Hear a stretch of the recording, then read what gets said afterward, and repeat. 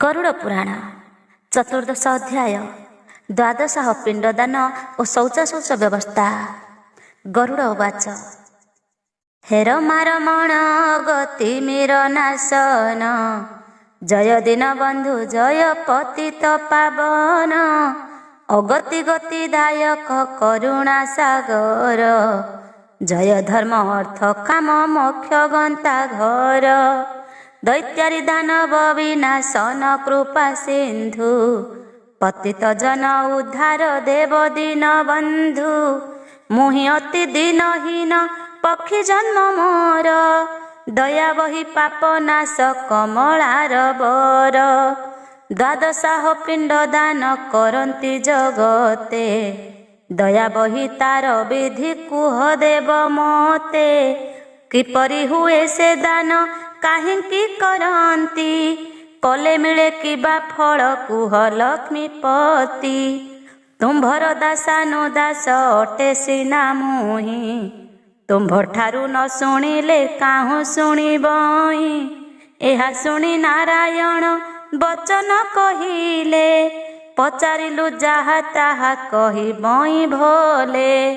श्री भगवान उवाच शुण हे गरुड़ तुम्भ प्रश्नर उत्तर जहा पचारिल ताहा चित्त करि स्थिर द्वादशाह दिवस पिंड दान जे करिब न कले प्रेत मुकत कदापि नहिब अग्निहोत्री ब्राह्मण को करिब वरण द्वादशाह पिंड दान करिब प्रदान से पिंड कर्म को केबे लोप न करिब पिंड लोप कले निज वंश लोप हेब द्वादशाह पिंड पिंड मध्यरे प्रधान से पिंड न कले वृथा अन्य पिंड मान कोटि तीर्थ व्रत यज्ञ फल मिले तहि द्वादश दिन रे पिंड दुरित नाशई मृताह गृह को गोमୟରେ जे लिपिब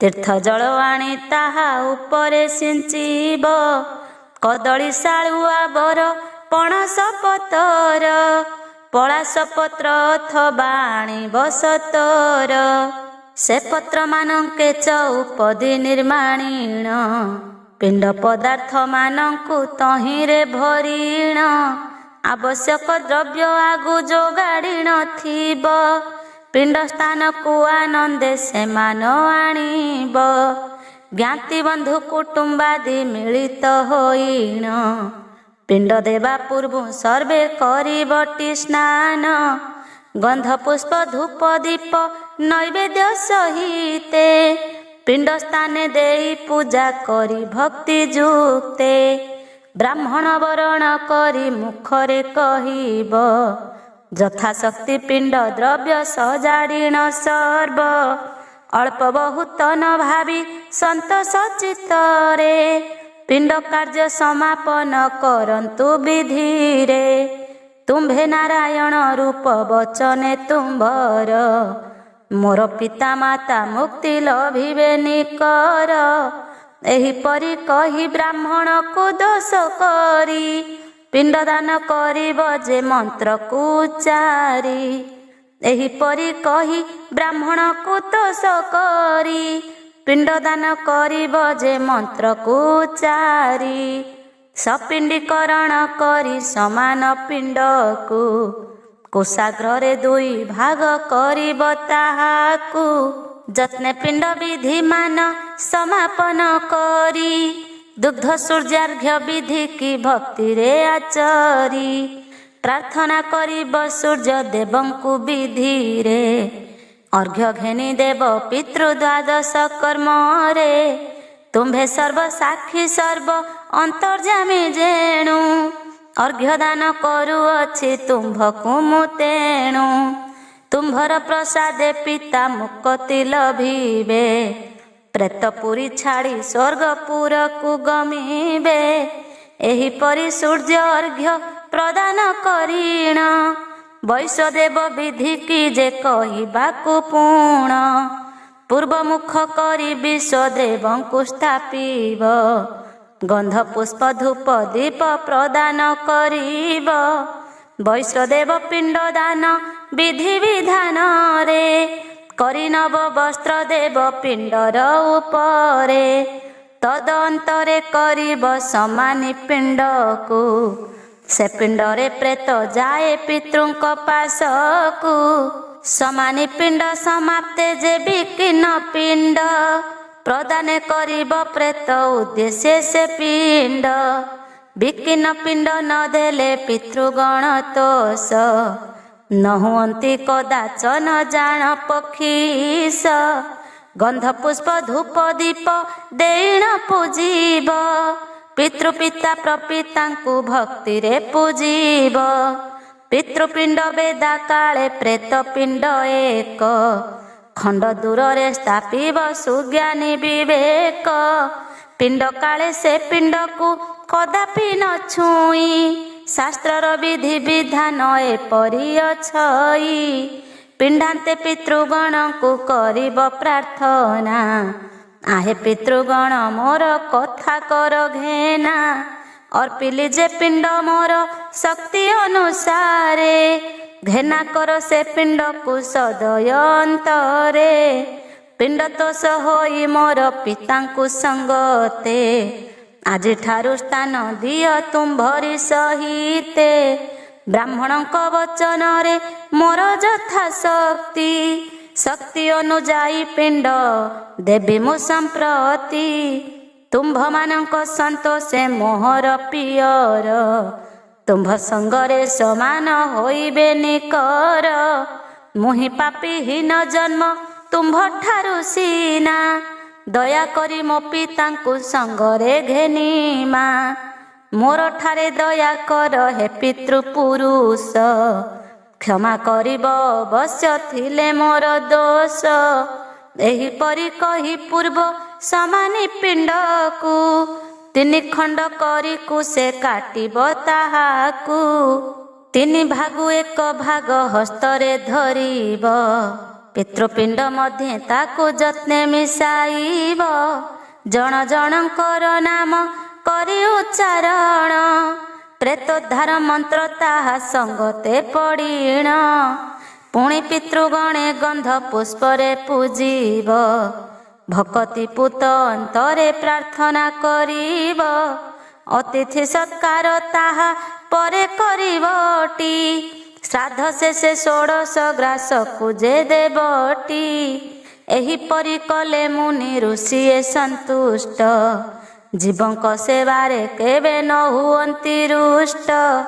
ପିଣ୍ଡ ଶେଷେ ବିପ୍ରପାଦେ ନମସ୍କାର କରି, ଗନ୍ଧ ପୁଷ୍ପ ଦେଇ ପୂଜା କର ଯତ୍ନ କରି।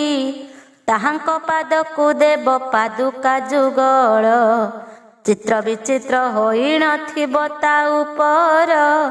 ସୁବର୍ଣ୍ଣାଳଙ୍କାର ମାନ ଶକ୍ତି ଅନୁସାରେ, ପୀତାମ୍ବର ଯୁଗଳ ଯେ ଦେବଟି ଶ୍ରଦ୍ଧାରେ। ସେହି ଦିନୁ 1 ବର୍ଷ ପୂରିବା ପର୍ଯ୍ୟନ୍ତ, ମିଷ୍ଟାନ୍ନେ ଅତିଥି ତୋଷୁଥିବ ଶୁଦ୍ଧ ଚିତ୍ତ। ନିଜ ଶକ୍ତି ଅନୁସାରେ ପିତୃଭକ୍ତି ପଣେ, ଧେନୁ ସ୍ୱର୍ଣ୍ଣ ରୌପ୍ୟ ବସ୍ତ୍ର ଜଳ ଅନ୍ନ ଦାନେ। ଅଥବା ଛତ୍ର ବ୍ୟଞ୍ଜନ ଆଦି ଯେ ମିଳିବ, ନୀତି ପ୍ରତି ବ୍ରାହ୍ମଣଙ୍କୁ ଦାନ ଦେଉଥିବ। ଦିନେ ଛାଡ଼ିବ ଦାନ ଯେ ବର୍ଷ ଶେଷ ଯାଏ, ଏହିପରି ଦାନ କଲେ ପ୍ରେତ ମୋକ୍ଷ ହୁଏ। ବର୍ଷ ସମାପନେ ସାମ୍ବତ୍ସରିକ ଯେ ଶ୍ରାଦ୍ଧ, କରିବ ସନ୍ତୋଷେ ପିଣ୍ଡ ନୋହି ଚିତ୍ତ ଶ୍ରଦ୍ଧ। ନୋହି ବିତ୍ତ ଶ୍ରଦ୍ଧ, ଶ୍ରାଦ୍ଧ ସମାପନ କରି ସ୍ୱସ୍ତି ବଚନକୁ, କରି କରିବ ଯେ ସାଙ୍ଗ ପ୍ରେତର କର୍ମକୁ। ତଦନାନ୍ତେ ଅଭିଷେକ ବିଧି କି କରିବ, ମଙ୍ଗଳ ନିମନ୍ତେ 1 କଳସ ସ୍ଥାପିବ। ଗଣେଶଙ୍କୁ ପ୍ରଥମରେ ସେ ଘଟରେ ପୂଜି, ଇନ୍ଦ୍ରାଦି ଦେବ ଗଣଙ୍କୁ ଯତନରେ ଭଜି। ପଞ୍ଚୋପଚାରରେ ଅବା 10 ଉପଚାରେ, 16 ଉପଚାରରେ କେବା ପୂଜା କରେ। ଗନ୍ଧ ପୁଷ୍ପ ଧୂପ ଦୀପ ନୈବେଦ୍ୟାଦି ଦେଇ, ରକ୍ଷା କର ଇ ସୂତ୍ରକୁ ତଥି ପରେ ଥୋଇ। ପୂଜା ଶେଷେ ବେଦ ମନ୍ତ୍ର ପଢ଼ିଣ ବ୍ରାହ୍ମଣ। ଦକ୍ଷିଣ ମଣି ବନ୍ଧରେ ସେ ସୂତ୍ର ବନ୍ଧନ। ପୂର୍ଣ୍ଣ କୁମ୍ଭ ଜଳ ନେଇ ଯଜମାନ ଶିରେ। ସିଞ୍ଚି ଶାନ୍ତି କରିବେ ଯେ ବ୍ରାହ୍ମଣ ସତରେ। ମହାମନ୍ତ୍ର ପଢ଼ି ଶାନ୍ତ୍ୟୁଦକ ଯେ କରିବେ। ଜ୍ଞାତି ବନ୍ଧୁ କୁଟୁମ୍ବେ ଯେ ଉପସ୍ଥିତ ଥିବେ। ଦର୍ପଣାଦିରେ ଯେ ତହୁଁ ମୁଖକୁ ଦେଖିବ। ସମସ୍ତ ଶୌଚ ବିଧି ସେଦିନ ସରିବ। ବ୍ରାହ୍ମଣଙ୍କ ଠାରୁ ଆଶୀର୍ବାଦ ଯେ ଗ୍ରହଣ। ଭକତି ଭରେ କରିଣ ପଶିବ ଶରଣ। କମଣ୍ଡଳୁକୁ ସଜଳେ ଦର୍ପଣାଦି ଦେଇ। ସ୍ୱର୍ଣ୍ଣବାର ପ୍ରବେଣ୍ଟରେ ଚାମର କରାଇ। ଧୂପ ଦୀପ ଗନ୍ଧ ପୁଷ୍ପ ଦେଇଣ ବିପ୍ରଙ୍କୁ। ବିଧି ବିଧାନରେ ପୂଜା କରିବ ତାହାଙ୍କୁ। ଏ ବିଧି ବିଧାନ ପରେ କରି ଏକ ବେଦୀ। ଗୋମୟରେ ଲେପନ କରିଣ କର ଶୁଦ୍ଧି। ପୂର୍ଣ୍ଣ କୁମ୍ଭ ଏକ ତହିଁ କରିବ ସ୍ଥାପନ। ପଞ୍ଚବନ ମୁରୁଜରେ କର ଏକ ପଦ୍ମ। ସେ କୁମ୍ଭେ ପଞ୍ଚାଶକ୍ଷର ଷଡ଼ଚକ୍ର ଜଳ। ଷଡ଼ଚକ୍ର କରି ପଦ୍ମ ପଦ ଷଷ୍ଠ ଦଳ। କୁଶାସନ କିମ୍ବା ସନାସନ ଏକ କରି। ଲକ୍ଷ୍ମୀ ନାରାୟଣ ମୂର୍ତ୍ତି ରଖି ତଦୁପରି। ନାନା ଭୂଷଣେ ଭୂଷିତ ତାହାଙ୍କୁ କରିବ। ନାନା ଉପଚାରେ ତାହାଙ୍କୁଟି ଯେ ପୂଜିବ। ପିତା ମୃତ୍ୟୁ ହୋଇଥିଲେ ବ୍ରାହ୍ମଣଙ୍କୁ ଦାନ। ମାତା କାର୍ଯ୍ୟ ବ୍ରାହ୍ମଣଙ୍କୁ କରିବ ପ୍ରଦାନ। ବ୍ରାହ୍ମଣୀକୁ ଯଦ୍ୟପି ଏ ଦାନକୁ ଅର୍ପିବ। କୁଙ୍କୁମ ଅଳତା କଳା ସିନ୍ଦୁରକୁ ଦେବ। ନବ ବସ୍ତ୍ର ପିନ୍ଧାଇ ଭୂଷଣ କରାଇବ। ପାଦେ ପୂଜା ଅର୍ଘ୍ୟମାନ ତାହାଙ୍କୁ କରିବ। ପ୍ରଥମରେ ଘଟ ପୂଜା ଦ୍ୱିତୀୟ ଦେବତା। ତୃତୀୟରେ ପୂଜିବ ଯେ ଦାନର ଗ୍ରହୀତା। ଶକ୍ତି ଅନୁସାରେ ତହୁଁ ଦାନମାନ ଦେବ।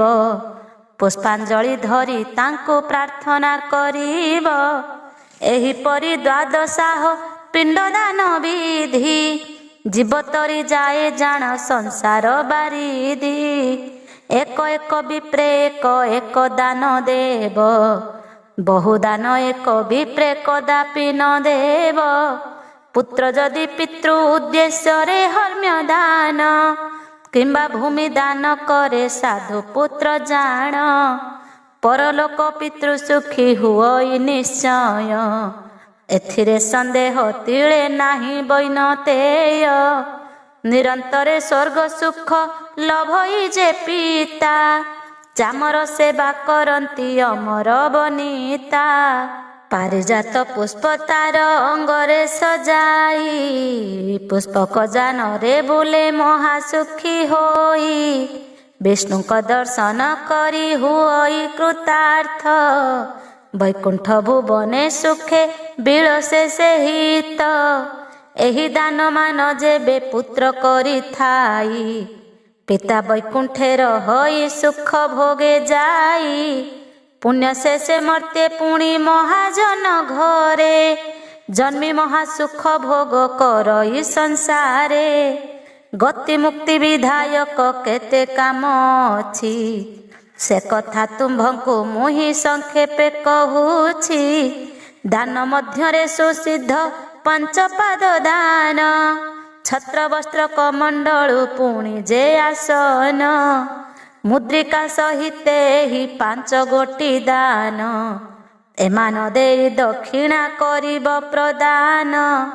ଚତୁର୍ପାଦ ଦାନ ପୁଣ ଅଟଇ ଯୁକତେ। ଦଣ୍ଡ ତାମ୍ର ପାତ୍ର ଯଜ୍ଞ ସୂତ୍ର ଗଡ଼ୁ ଜୁତେ। ଏହି ଦାନ କରିବାକୁ ବିଧି ଅଛି ଜାଣ। ପ୍ରେତ ମୁକତି ନିମନ୍ତେ ଅଟଇ କାରଣ। ତ୍ରୟୋଦଶ ଦାନ ବିଧି କହନ୍ତି ଆବର। ପାଦାସନ କାଷ୍ଠାସନ ଅର୍ଘ୍ୟ ପାତ୍ର ସାର। କୁଣ୍ଡଳ ମୁଦ୍ରିକା ଯେ ବ୍ୟଞ୍ଜନ ଧୂପ ଦୀପ।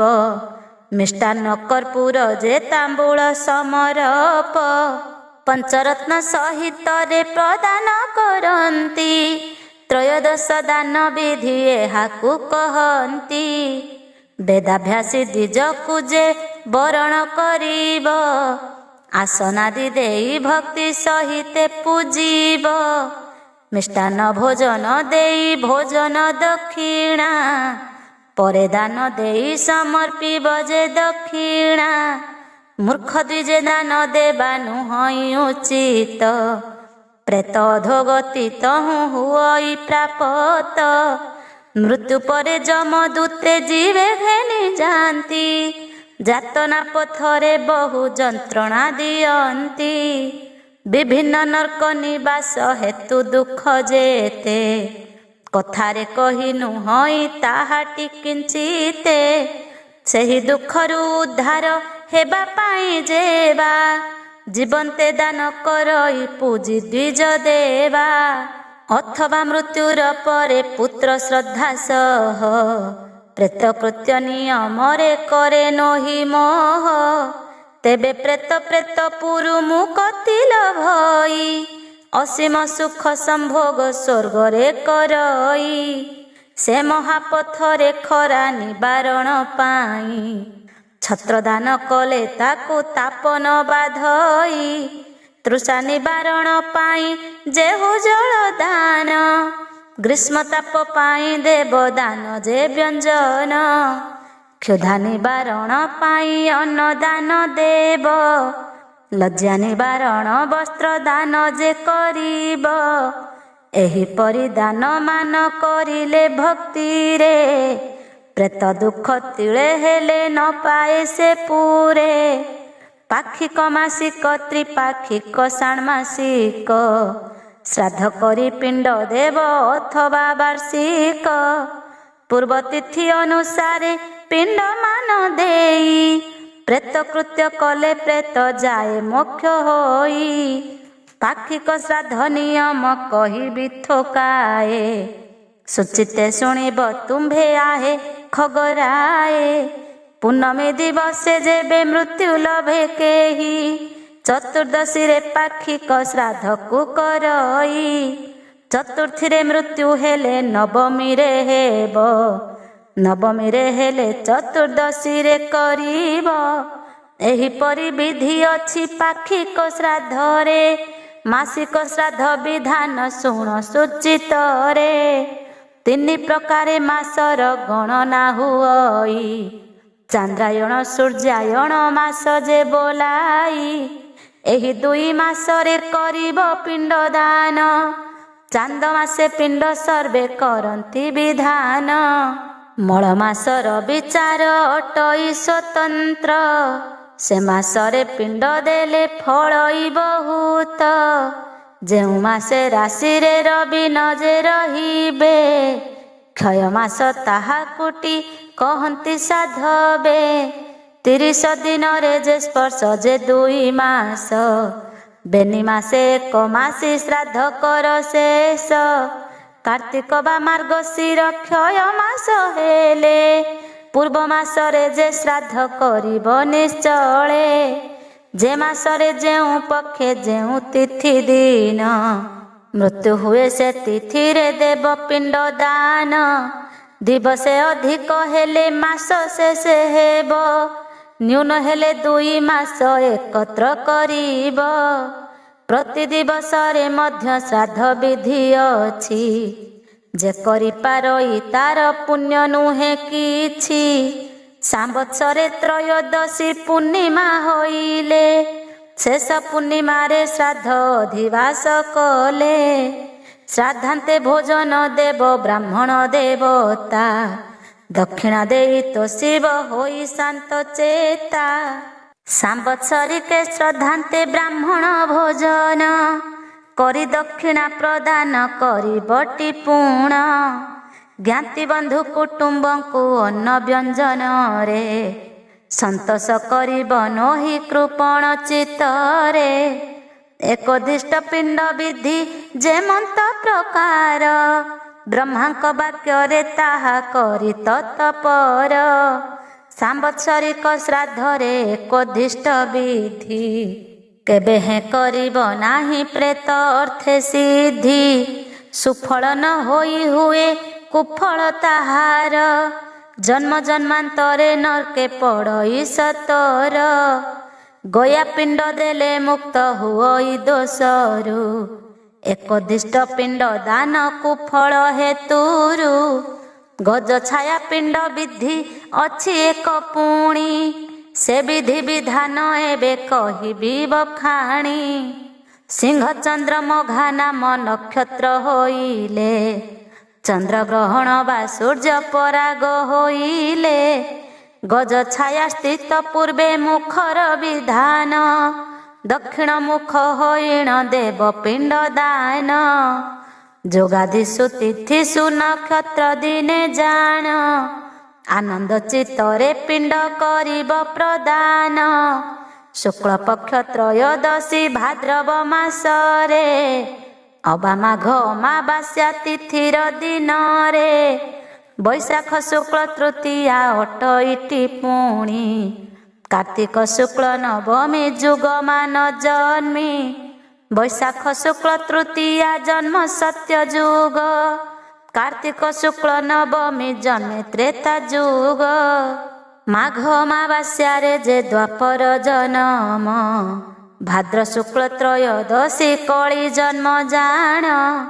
ଯୁଗାଦ୍ୟ ଦିନ ଜାଣିଣ ପିତୃ ଶ୍ରାଦ୍ଧ କଲେ। ବହୁ ଫଳ ହୁଏ ଜାଣ ଏହା ଜହିଁ ଭଲେ। ଦେଶ ଭେଦେ ଆଚାରର ଅଛି ଭେଦମାନ। ଜହିଁ ଯେଉଁ ପରି ବିଧି କରିବ ତା ପୁଣ। ପ୍ରଥମ ବର୍ଷ ମଧ୍ୟରେ ଗୟା ପିଣ୍ଡ କରି। ପ୍ରେତ ମୁକତ କରିବ ବିଧି ଅନୁସରି। ପୁଣ୍ୟବାନ ଲୋକମାନେ ପିତୃ ସ୍ନେହ ହେତୁ। ପିଣ୍ଡ ବିଧି କରିଣ ବାନ୍ଧନ୍ତି ପୁଣ୍ୟ ସେତୁ। ପୁତ୍ର ଏହି କର୍ମ ମାନ ଯତନେ କରିବ। ଶେଷେ ନିଜେ ବହୁ ଫଳ ପାଇବ ସେ ହେଳେ। ମୁକତି ଲଭିବ ନିଜେ ଏହି ପୁଣ୍ୟ ଫଳେ। ପିତୃଗଣ ଆଶୀର୍ବାଦେ ଇହ ସଂସାରରେ। ଧନ ଧାନ୍ୟ ଗୋପ ଲକ୍ଷ୍ମୀ ବଢ଼ଇ ସତରେ। ଉତ୍ତମ ପୁତ୍ର କନ୍ୟା ଯେ କୁଳରେ ଜନ୍ମନ୍ତି। ପିତୃ ଆଜ୍ଞା କଦାପି ଅବଜ୍ଞାନ କରନ୍ତି। ସତୀ ସାଧିର ମଣି ସେ ବହି ନିରନ୍ତର। ଗ୍ରହ ବାଧାରିଷ୍ଟାରିଷ୍ଟ ନ ହୁଏ ତାହାର। ଜ୍ଞାତି ବନ୍ଧୁମାନେ ତାରେ ଶତ୍ରୁତା ନ କରି। ଆଜ୍ଞାବହ ହୋଇ ସେବା କରନ୍ତି ତାହାରି। ଭୂତ ପ୍ରେତ ଗଣ ତାର ଦୁର୍ଗତି ନ ଚିନ୍ତି। ଯାହା ଇଚ୍ଛେ ତାକୁ ତାହା ମିଳଇ ଝଟତି। ମାନ ସମ୍ମାନ ଦିନୁ ଦିନେ ବଢ଼େ ତାର। ପ୍ରଶଂସା କରନ୍ତି ତାକୁ ଦେବାସୁର ନର।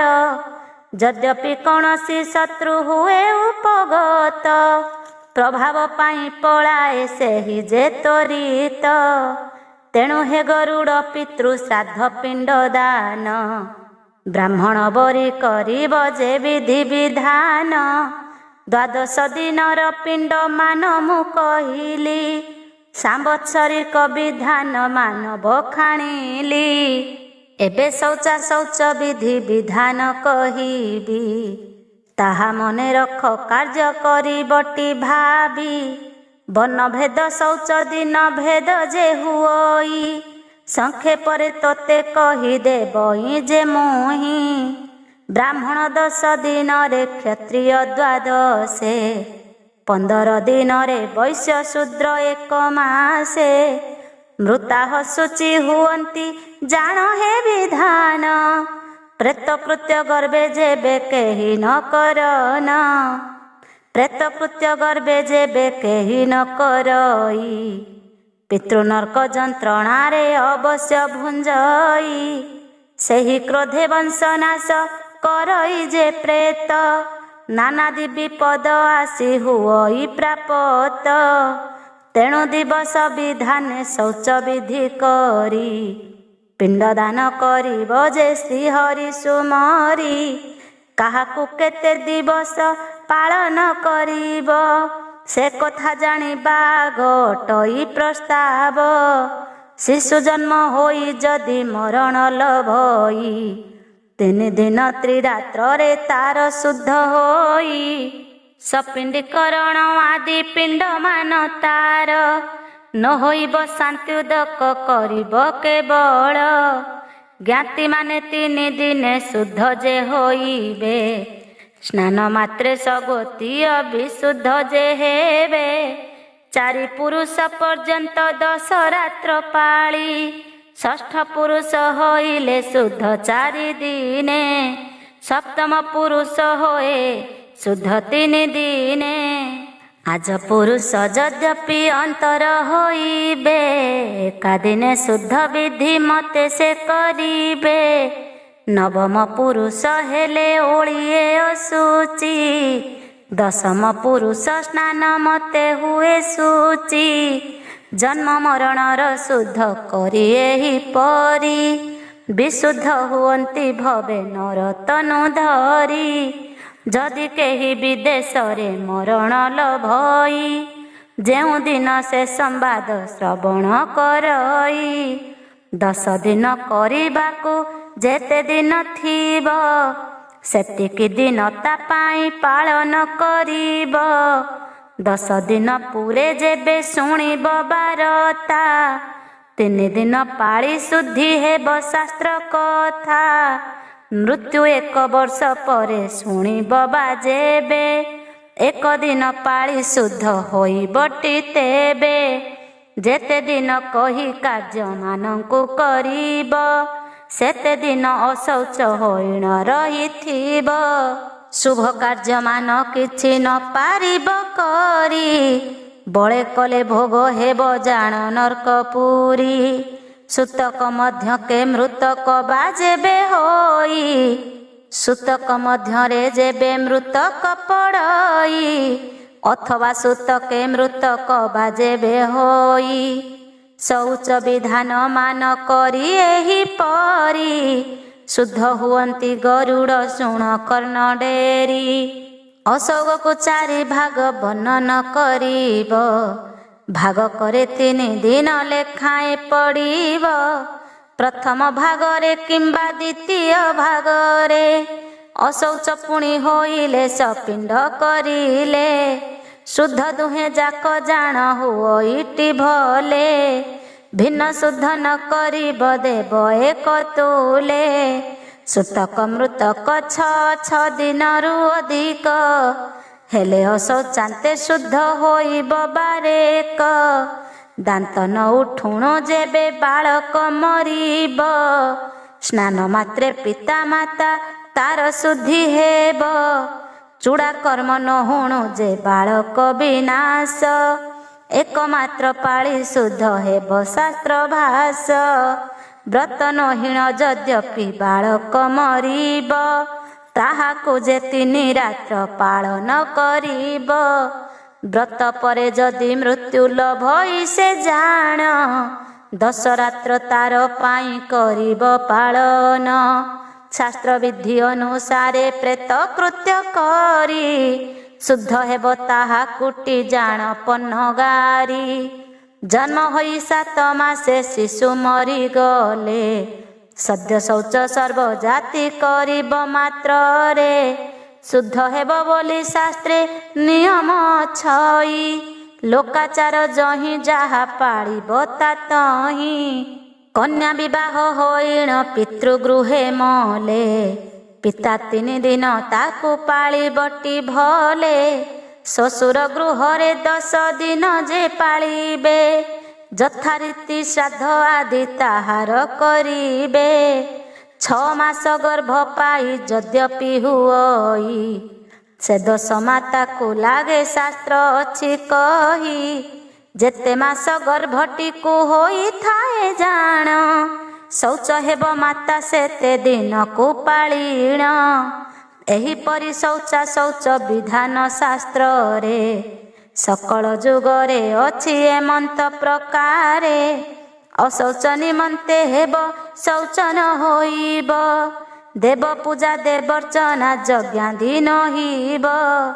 ତ୍ରିସନ୍ଧ୍ୟାଦି ଜପ ହୋମ କଦାପି ନ କରି, ପିତୃକୃତ୍ୟ ଆଦି କେହି କରିଣ ନ ପାରି।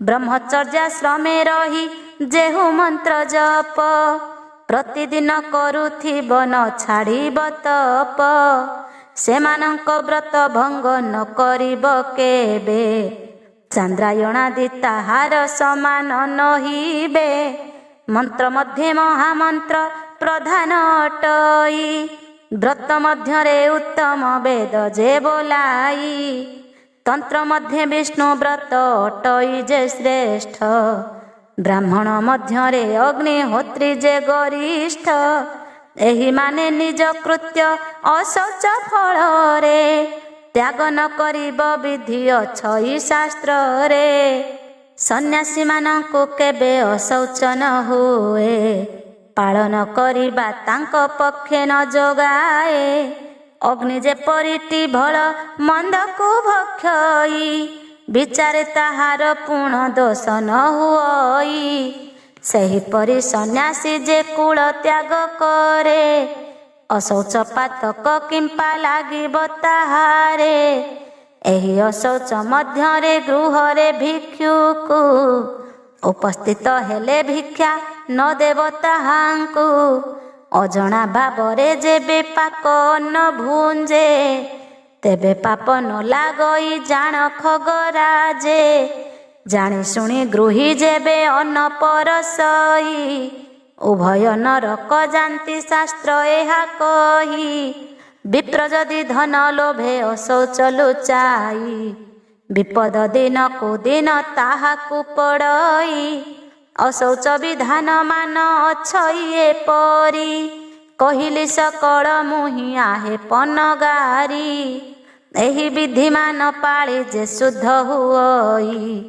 ପ୍ରେତକୃତ୍ୟ ପିଣ୍ଡ ମାନ ଶ୍ରଦ୍ଧାରେ ଦିଅଇ ସେ ଜନ ଆନନ୍ଦେ ସର୍ବ ପାପ ପରିହରି ଅନ୍ତେ ଲୋଭଇଟି ନିଜେ ବୈକୁଣ୍ଠ ପୁରୀ ପିତୃଗଣଙ୍କୁ ତାରଇ ଦାନ ଫଳେ ତାର ସ୍ୱର୍ଗାଦି ସୁଖ ଲଭନ୍ତି ନରକୁ ଉଦ୍ଧାର ଇହଲୋକ ଦିନୁ ଦିନ ବଢ଼ଇ ଯାଜସ ଧନ ଜନ ଗୋପ ଲକ୍ଷ୍ମୀ ବଢ଼ଇ ଆୟୁଷ ସୁଖେ ବିଳସଇ ସ୍ୱର୍ଗ ପରି ଏହି ପୁରେ ବ୍ରାହ୍ମଣ ମାନଙ୍କ ଆଶୀର୍ବାଦ ବଚନରେ ପଚାରିବା କଥା ଯାକ ବୁଝାଇ କହିଲି ତୁମ୍ଭର ହୃଦୟ ଅନ୍ଧକାର ବିନାଶିଲି ଆଉ କିବା ଶୁଣିବାକୁ ବଳୁଅଛି ମନ ଅକୁଣ୍ଠିତ ଚିତ୍ତେ ତାହା ପ୍ରକାଶ ବହନ ବୁଝାଇ କହିବି ଆହେ ଖଗପତି ମୁହିଁ ତୁମ୍ଭଠାରେ କପଟ ମତିଳେ ହେଲେ ନାହିଁ ଶୁଣିଏ ବଚନ ତହିଁ ଗରୁଡ଼ ହରସେ ପ୍ରଭୁ ପାଦ ପଦ୍ମେ ପଡ଼ି ଧୀର ବାଣୀ ଭାସେ ଶୁଣିଲି ଦ୍ୱାଦଶ ଦିନ ପିଣ୍ଡ ବିଧିମାନ ଆବର ଶୁଣିଲି ଶୌଚା ଶୌଚର ବିଧାନ ପୁଣି ସନ୍ତୋଷ ହୋଇଲା ହୃଦୟ ମୋହର ଏହି ଦୟା ଦାସାଧମେ ଥାଉ ନିରନ୍ତର ସେ ପ୍ରଭୁ ଭୃତ୍ୟଙ୍କ ପାଦ ପଦ୍ମେ ମୋର ଆସ ଗୀତରେ ଭଣଇ ଦ୍ୱିଜ ଆର୍ତ ତ୍ରାଣ ଦାସ ସାଧୁ ସୁଜ୍ଞ ପଣ୍ଡିତ ମୋ ଦୋଷ ନ ଧରିବ ଦୋଷ ଥିଲେ ନିଜ ଗୁଣେ କ୍ଷମା ମୋତେ ଦେବ ଇତି ଶ୍ରୀ ଗରୁଡ଼ ପୁରାଣେ ନୈମିଷାୟୋପାଖ୍ୟାନେ ଭଗବତ ଗରୁଡ଼ ସମ୍ବାଦେ ଦ୍ୱାଦଶାହ ପିଣ୍ଡଦାନ ଶୌଚା ଶୌଚ ବିଧି ବିଚାरणं ନାମ ଚତୁର୍ଦଶ ଅଧ୍ୟାୟ ପଞ୍ଚଦଶ ଅଧ୍ୟାୟ ଯମପୁର ବର୍ଣ୍ଣନା ଗରୁଡ଼ ଉବାଚ ଅନନ୍ତରେ ଗରୁଡ଼ ଯେ କୃତ୍ୟ କୃତ୍ୟ ହୋଇ ନାରାୟଣ ଚରଣ ସରୋଜେ ମତି ଦେଇ କର ଯୁଗଳ ଯୋଡ଼ିଣ ପାରୁଷରେ ବସି ପୁଣି ପଚାରଇ ମନେ ମନେ ହୋଇ ଖୁସି ଯମପୁରର ବର୍ଣ୍ଣନା ସଂକ୍ଷେପି କହିବ ଧର୍ମସଭା କିପରି ବା ବୁଝାଇଣ ଦେବ ସେ ସଭାରେ ଯେଉଁମାନେ ବିଜେ କରିଛନ୍ତି କେଉଁ ଗ୍ରନ୍ଥ ମାନ ସେହି ସଭାରେ ପଢ଼ନ୍ତି ସେ ସମସ୍ତ ବୁଝାଇଣ ମୋତେ ଦଇତାରି ସଂକ୍ଷେପରେ ହିଁ ସବୁ କୁହନ୍ତୁ ବିଚାରି ମୁହିଁ ଯେଣୁ ତୁମ୍ଭ ଦାସ ତେଣୁ ଦୟା ବହି ଶରଣାଗତର ଦୁଃଖ ଜାଣ ଭାବଗ୍ରାହୀ। ଏହା ଶୁଣି ମହାପ୍ରଭୁ ଅଳପ ହସିଲେ, କୋମଳ ମଧୁର ସ୍ୱରେ ବଚନ କହିଲେ। ଭଗବାନ ଉବାଚ ସଞ୍ଜୀବନୀ ପୁର ଗୋଟି ଅତି ରମଣୀୟ, ତାହାର ମହିମା ଅଟେ ଯେ ଅକଥନୀୟ। ନାରଦାଦି ଋଷିମାନେ ସେଠାକୁ ଯାଆନ୍ତି, ସେ ପୁରବାସୀଏ ନିଶ୍ଚଳରେ ରହିଥାନ୍ତି। ସୁରାସୁର ନିବେଶନ୍ତି ସେହି ପୁରେ ଜାଣ, ସେ ପୁରର ସ୍ୱଭାବ ନ ପାରେ କେ ପୁଣ। ସେ ପୁର ଚାରିପାରୁ ସେ ଚାରିଟି ଦୁଆର, ପୂର୍ବ ପଶ୍ଚିମ ଦକ୍ଷିଣ ଆବର ଉତ୍ତର। ଦୀର୍ଘାକାର ପ୍ରାଚୀର ଯେ ଘେରିଛି ସେ ପୁର, ସହସ୍ର ଯୋଜନ ପୁର ଅଟଇ ବିସ୍ତାର। ବହୁ କାରୁକାର୍ଯ୍ୟ ତହିଁ ହୋଇଛି ନିର୍ମିତ, ହୀରା ନୀଳା ମାଣିକ୍ୟରେ ଖମ୍ବ ଯେ ଶୋଭିତ। ବାଳ ସୂର୍ଯ୍ୟ ସମକାନ୍ତି ଅଟଇ ତାହାର, ବିଚିତ୍ର ଅଟଇ ପୁର ନିର୍ମାଣ ପ୍ରକାର। ନବରତ୍ନ ବିଜଡ଼ିତ ତହିଁ ଏକ ପୁରେ, ଚିତ୍ରଗୁପ୍ତ ଆନନ୍ଦରେ ତହିଁ ବାସ କରେ। ନାନା ରଙ୍ଗ ପତାକାରେ ପୁର ଶୋଭା ପାଏ, ଜିତେନ୍ଦ୍ରିୟ ମୁନି ମନ ପୁର ହରି ନିଏ। ଦୀର୍ଘ ପଥମାନ ସେହି ପୁରେ ବିରାଜିତ, ଶତ ସହସ୍ର ବିମାନ କରେ ଗତାଗତ। ଅପସରା ମାନେ ଗୀତ ନୃତ୍ୟାଦି କରନ୍ତି, ଯୋଗୀମାନେ ବହୁ କାଳୁ ଯୋଗ ଅଭ୍ୟାସନ୍ତି। ନିଜ ନିଜ କାର୍ଯ୍ୟମାନଙ୍କରେ ସଦା ବ୍ୟସ୍ତ, ଯାହାର ଯାହା ଅଟଇ କର୍ମଟି ନିୟତ। କେହି କାହାର କାର୍ଯ୍ୟରେ ନ କରଇ ହେଳା, ସେ ପୁର ଦ୍ୱାଦଶ ବଳେ ବିହି ନିର୍ମାଣିଲା। ଏକ ଏକ ପୁର ତହିଁ ବନି ନ ହୁଅଇ, ସମୁଦାୟ ପୁର କଥା କେ ବନି ପାରଇ। ରୌପ୍ୟ ପର୍ବତ ସଦୃଶ ଦିଶଇ ଦୂରରୁ, ବିପଳି ବହୁତ କୋଳାହଳ ଶୁଭେ ଦୂରୁ। ରାଣୀ ହଂସପୁର ଶୋଭା ବିଚିତ୍ର ଅଟଇ, ଦେଖିଲେ ମୁନିମାନଙ୍କ ମନ ବଶ ହୋଇ। ଅମୂଲ୍ୟ ପଦାର୍ଥ ମାନ ପଡ଼ି ରହିଅଛି, କେହି କାହାକୁ ଲୁଚାଇ ନେଇ ନ ଯାଉଛି। ଚୋରି ଡକାୟତି ତହିଁ ତିଳେ ହେଲେ ନାହିଁ, ପରଦାର ଆଦି ପାପ ନ କରନ୍ତି କେହି। ସେ ପୁରରେ ଅଧିକାର ଚିତ୍ରଗୁପ୍ତଙ୍କର, ପାଞ୍ଜି ଘେନି ବସିଥାନ୍ତି ସେହି ନିରନ୍ତର। ଯୋଗୀପଣରେ ଗରିଷ୍ଠ ଜ୍ଞାନରେ ଯେ ଶ୍ରେଷ୍ଠ, ତାହାଙ୍କ ସଦୃଶ ନାହିଁ ଆନ ତପନିଷ୍ଠ। ଏକଠାରେ ବସିଣ ସେ ସକଳ ଜାଣନ୍ତି, କେଉଁ ପୁରେ କିଏ କିସ କରୁଛି ସମ୍ପ୍ରତି। ପ୍ରତ୍ୟକ୍ଷ ପରାଏ ସେହି ଦେଖନ୍ତି ସକଳ, ଲେଖନି ଘେନି ଲେଖନ୍ତି ପାଞ୍ଜିରେ ତାଙ୍କର। ଚିତ୍ରଗୁପ୍ତ ସିଂହାସନ ବିଚିତ୍ର ଅଟଇ, ନାନା ରତ୍ନେ ବିଜଡ଼ିତ ହୋଇଅଛି ସେହି। ମହାଯୋଗ ସିଦ୍ଧ ଅଟଇ ସେ ସିଂହାସନ, ମୂର୍ଖେ ବନି ନ ପାରିବେ କେହି ତାର ଗୁଣ। ସେ ସିଂହାସନେ ବସିଲେ ସକଳ ଦିଶିବ, ଯେଉଁ ପୁରେ ଯାହା ଯାହା ସେ ଜନ କରିବ। ଗ୍ରହ ପାପ କର୍ମ ହେ ଧର୍ମାଧର୍ମ, ସୁକୃତ ଦୁଷ୍କୃତ ଆଦି ଯେତେକ ବିଧାନ। ଚିତ୍ରଗୁପ୍ତ ପୁର ପୂର୍ବେ ଅଛଇଟି ଜାଣ, ସୂର୍ଯ୍ୟଙ୍କ ଠାରୁ ତା ତେଜ ଅଧିକ ଯେ ପୁଣ। ବିସ୍ଫୋଟକ ଜ୍ୱର ଆଦି ଭୋଗୁଛନ୍ତି ରହି, ଦକ୍ଷିଣ ଦିଗରେ କଥା ଶୁଣ ମନ ଦେଇ। ଶୂଳ ଅର୍ଜିନ ରୁଚି ଆଦି ରୋଗମାନ, ରହିଛନ୍ତି ସେହି ପୁର ଦକ୍ଷିଣ ବେଢ଼ିଣ। କାଳପାଶ ଯମପାଶ ପଶ୍ଚିମରେ ଛନ୍ତି, ଯକ୍ଷ୍ମାଦି ରୋଗ ଉତ୍ତରେ ବାସ କରିଥାନ୍ତି। ଭ୍ରମ ବାତୁଳତା ଐଶାନ୍ୟରେ କରେ ସ୍ଥିତି, ନୈରତେ ଯେ ଅତି ସାର କରଇ ବସତି। ଅଗ୍ନିକୋଣରେ ମୂର୍ଚ୍ଛା ରୋଗ ବାସ କରିଥାଏ, ବାୟୁ କୋଣେ ପିତ୍ତ ରୋଗ ବସଇ ନିର୍ଭଏ।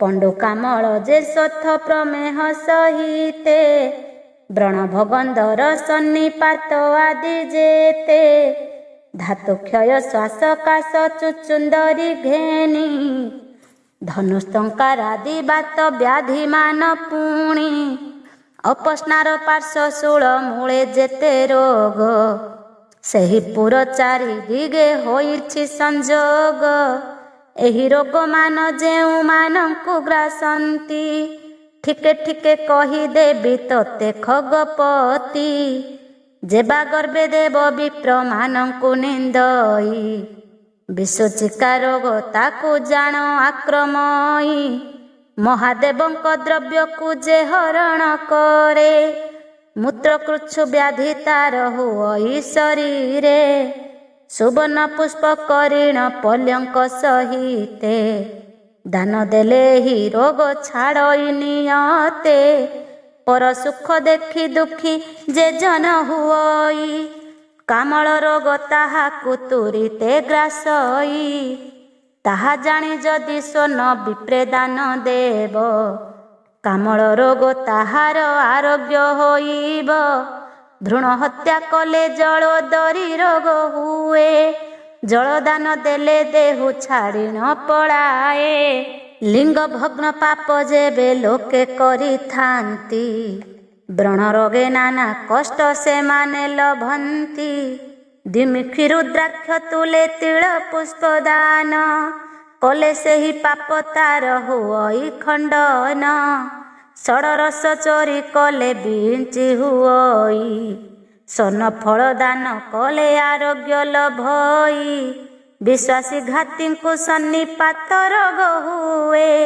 ଶିବ ବା ବିଷ୍ଣୁ ମନ୍ଦିର ନିର୍ମାଣିଲେ ଯାଏ ପରଦ୍ରବ୍ୟ ଚୋରି କଲେ ହୁଅଇ ଗ୍ରହଣୀ ଭଲ ହୁଏ ଯଦି ଦେବେ ସ୍ତୁତି ବାକ୍ୟ ଭଣି ପିତାମାତାଙ୍କୁ କର୍କଶ ବଚନ କହିଲେ ଶୂଳ ରୋଗ ତାହାର ହୁଅଇ ଜାଣ ଭଲେ ସାଧୁ ବିପ୍ରେଷଣ ମାନି ସ୍ୱର୍ଣ୍ଣ ଦାନ ଦେବ ସେହି ରୋଗ ତା ଶରୀର ଛାଡ଼ି ଦୂରେ ଯିବ ସମାନାହ ସାଧୁଙ୍କୁ ଯେ ମାନ୍ୟ ନ କରଇ ଧନୁଷ୍ଟଙ୍କାର ରୋଗକୁ ସେ ଜନ ଭୋଗଇ ସୁବର୍ଣ୍ଣ ପ୍ରତିମା ଦାନ କଲେ ଛାଡ଼ି ଯାଏ ହରିନାମ ନ ଶୁଣିଲେ କର୍ଣ୍ଣ ରୋଗ ହୁଏ ବିଷ୍ଣୁ ପୁରାଣ ଶ୍ରବଣେ ରୋଗ ହୁଏ ଭଲ ଶାସ୍ତ୍ରର ବଚନ ଏହା ଜାଣ କରି ମୂଳ ନିଜ ନାରୀ ଦୋଷ ଦେଇ ରମେ ପର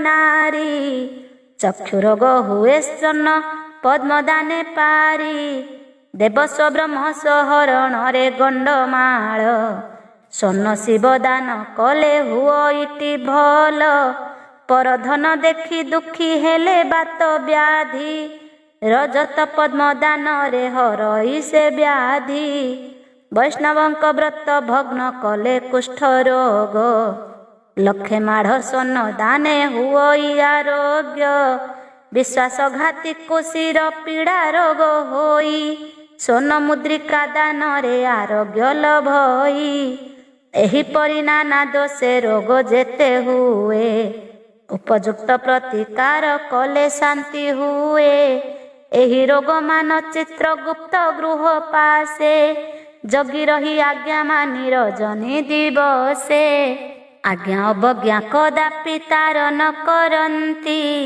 ବିଧି ଅନୁସାରେ ଦଣ୍ଡମାନଙ୍କୁ ଦିଅନ୍ତି ପ୍ରେତମାନଙ୍କ ଗମନାଗମନ ସେ ପଥ ଚାରି ଭାଗେ ରହିଅଛି ଶୁଣିଛୁ ତୁହିତ ପୂର୍ବାଦି ତ୍ରିପଥ ବିଧି କରିଅଛି ମୁହିଁ ଦକ୍ଷିଣ ଦିଗେ ଯାତନା ବହୁତ ଛଇ ପାପୀ ଯାତନା ମାର୍ଗରେ ଗମି ନର୍କେ ପଡ଼େ ଧାର୍ମିକ ଉତ୍ତମ ପଥେ ଗମଇ ସତରେ ଧର୍ମକାରୀ ଲୋକ ଧର୍ମ ସଭାକୁ ଗମଇ ପୂର୍ବଦ୍ୱାର ଦେଇଣ ସେ ଭିତରେ ପଶଇ ସର୍ବସୁଖ ପରି ପୁରୀ ରହିଅଛି ସେ ପଥରେ ଶୋଭାର ସଦନ ସେହି ଅଟଇ ବିଧିରେ ନାନା ପକ୍ଷୀ ରାବୁଥାନ୍ତି ମଧୁର କଣ୍ଠରେ ଧାଡ଼ି ଧାଡ଼ି ହୋଇ ଶୋଭା ପାନ୍ତି ସେ ସ୍ଥାନରେ ସୁବାସିତ ପୁଷ୍ପମାନ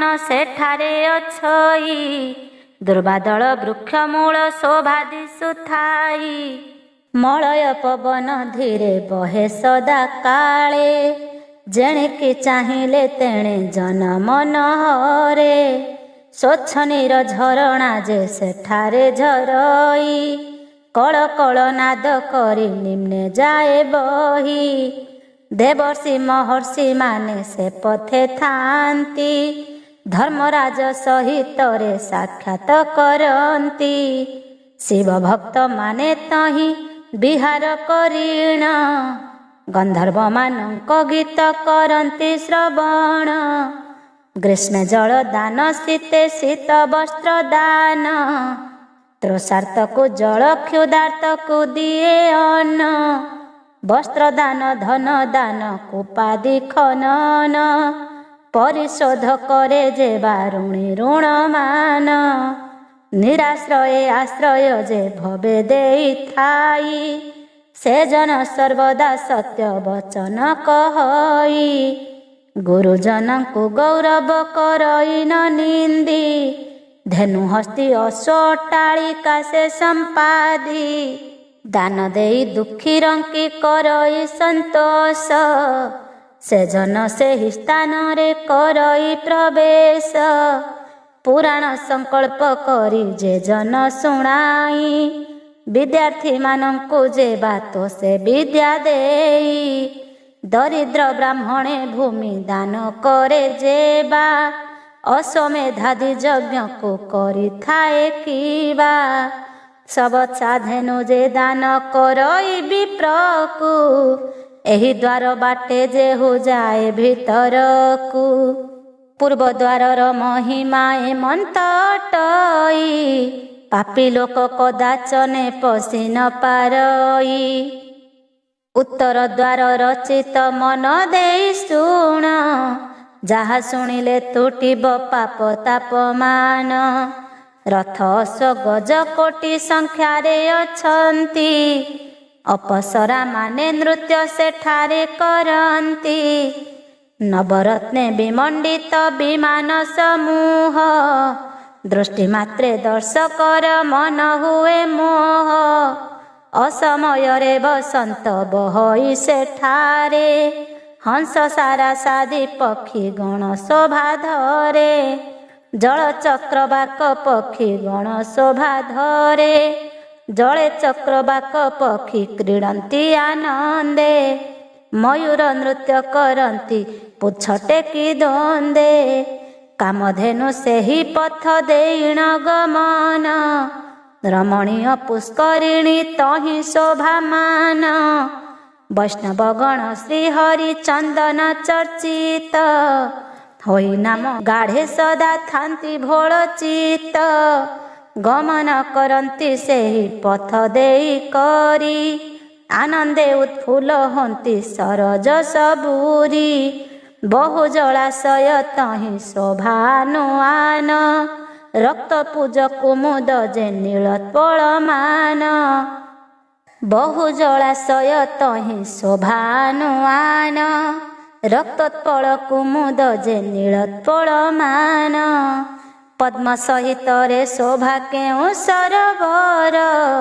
ଭ୍ରମରେ ଭ୍ରମରେ ପୁଷ୍ପେ କରନ୍ତି ବିହାର, ସ୍ୱଚ୍ଛ ନିର୍ମଳ ସଲିଳ ଜଳେ ଧରାଶୟ। ସ୍ନାନ ମାତ୍ରେ ଶାନ୍ତି ଲାଭ ହୁଅଇ ନିଶ୍ଚୟ, ପରମ ଜ୍ଞାନୀ ମାନଙ୍କ ଯୋଗ ସ୍ଥାନ ସେହି। ସୌର ଶାନ୍ତ ଭକ୍ତେ ଠୁଳ ହୁଅନ୍ତି ଯାଇ ତହିଁ, ଧର୍ମ ଯୁଦ୍ଧେ ମୃତ ବୀରେ ସେ ପଥେ ଗମନ୍ତି। ତୀର୍ଥ ସ୍ନାନେ ଧ୍ୟାନେ ଯୋଗୀ ଗମନ କରନ୍ତି, ବାରାଣସୀ ଆଦି ତୀର୍ଥେ ଯୋଗ ପ୍ରାଣ ତେଜେ। ଦେବ କାର୍ଯ୍ୟେ କେଉଁ ଜନ ପରାଣ ବିସର୍ଜେ, ବେଦଭ୍ୟାସୀ ଦିଜେ ଦାନ ପୁଣ୍ୟ ଯେ କରଇ। ସାଧୁ ସନ୍ଥ ପୂଜେ ଶ୍ରେହୁ ଶ୍ରଦ୍ଧା ଭାବ ବହି, ସେହି ମାନେ ଏହି ପଥେ ଗମନ୍ତି ନିଶ୍ଚୟ। ଅଧିକାର ନାହିଁ ଅନ୍ୟ କାର ପକ୍ଷୀରାୟ, ଏବେ ପଶ୍ଚିମ ଦ୍ୱାରର କଥା ଶୁଣ ତୁହି। ସେ ଦ୍ୱାରର ଶୋଭା ଯେ କହିଲେ ନ ସରଇ। ମଣିମୟ ସ୍ତମ୍ଭମାନ ତହିଁରେ ଶୋଭିତ, ବିଚିତ୍ର କାରୁକାର୍ଯ୍ୟରେ ହୋଇଛି ମଣ୍ଡିତ। ହୀରାଲୀଳା ଆଦି ନାନା ଜାତି ମଣିମାନ, ସ୍ଥାନେ ସ୍ଥାନେ ଖଞ୍ଜା ହୋଇ ଦିଶଇ ଶୋଭନ। ମାଳ ମାଳ ପ୍ରବାଳ ଯେ ବନ୍ଧା ହୋଇଅଛି, ବିଚିତ୍ର ଚିତ୍ର ତୋରଣ ମାନ ବିରାଜିଛି।